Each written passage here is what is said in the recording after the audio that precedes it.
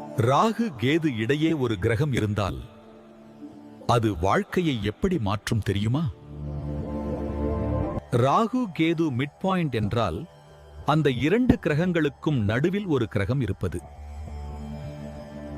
அந்த கிரகம் எந்த வீட்டில் இருக்கிறதோ அந்த வாழ்க்கை பகுதி கடுமையாக பாதிக்கப்படும். பாவ கிரகம் இருந்தால் மன அழுத்தம், தடைகள், கர்ம சோதனைகள் அதிகரிக்கும்.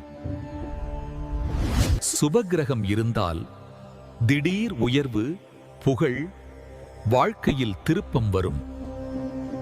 இந்த மிட் பாயிண்ட் கிரகம் கர்மாவின் முக்கிய ரகசியத்தை வெளிப்படுத்தும். சரியான பரிகாரம் செய்தால் ராகு கேது தோஷத்தின் தீவிரம் குறையும்.